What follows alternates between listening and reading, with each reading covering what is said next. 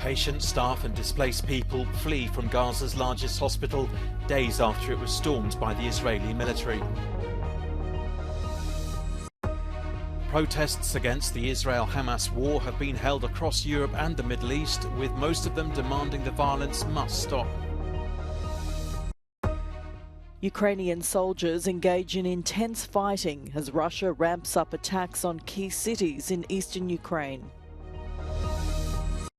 Tens of thousands protest in Spain against the amnesty deal Prime Minister Pedro Sánchez has made with Catalan separatists in return for their support. Patients, staff and homeless people fled Gaza's largest hospital, leaving only a skeleton staff behind. Hundreds of people left the hospital on foot as the Israeli military looked on.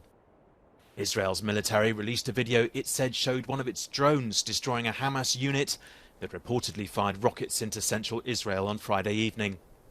Israeli forces say they also destroyed dozens of Hamas targets in Gaza, including ammunition labs and command posts. And at least 32 people were killed in a strike on a residential building in the city of Hamad in southern Gaza's Khan Yunis region. In other developments, some 17,000 litres destined for communications company Paltel passed through the Rafah crossing into Gaza. And on Saturday, a handful of the thousands of children who've been wounded by the Israeli military in this war arrived in the United Arab Emirates for treatment. The president of the European Commission has met with Egypt's president in Cairo to discuss the humanitarian crisis in Gaza. Afterwards, Ursula von der Leyen said the EU is opposed to Israel's forced displacement of Palestinians in the Gaza Strip. She also visited Sinai's main airport, where international aid has been piling up for weeks. And after that, the Rafah border crossing with Gaza. Unlike many other wars, would-be refugees haven't been allowed to flee to safety, as all the crossing points out of Gaza are closed to them. War protests were held across Europe and the Middle East on Saturday. In Jerusalem, protesters demanded more action from the government to release around 240 hostages held by Hamas in Gaza. Some wanted the war to stop, saying peace was the only solution. In Iran, mass protests were organised by the authorities against Israel's invasion of Gaza. More than 12,300 Palestinian men, women and children have been killed so far, according to the Hamas-run health ministry. In Ireland, protesters demanded a ceasefire. Unlike many Western European countries, Ireland's governments have frequently criticised Israel, whilst at the same time supporting Palestinian rights. And protests calling for a ceasefire have also been held in many capitals in Europe, including in Paris. A protest against anti-Semitism was also held in the city, which was attended by a few of the remaining survivors of the Holocaust.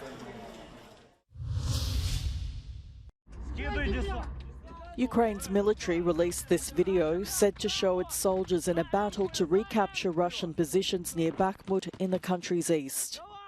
The 3rd Brigade fighters say they fired at the Russians until they retreated. Ukraine lost control of Bakhmut in May after a year of intense fighting. The military says it's made some advances west, north and south of the city since the launch of a counter-offensive in June. On Friday, Ukraine's military said it had secured several positions on the eastern bank of the Dnieper River in the Kherson region.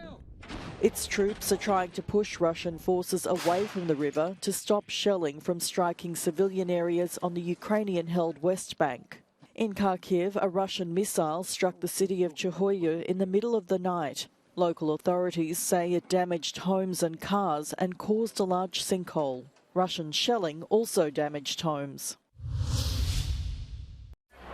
Tens of thousands of people have protested in Madrid against the amnesty deal Prime Minister Pedro Sánchez has made with Catalan separatists in return for their support.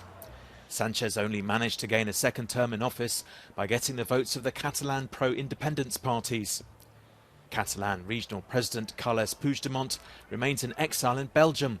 He faces criminal charges in Spain and is considered public enemy number 1 by many Spaniards. But if the amnesty goes ahead, he will be free to return.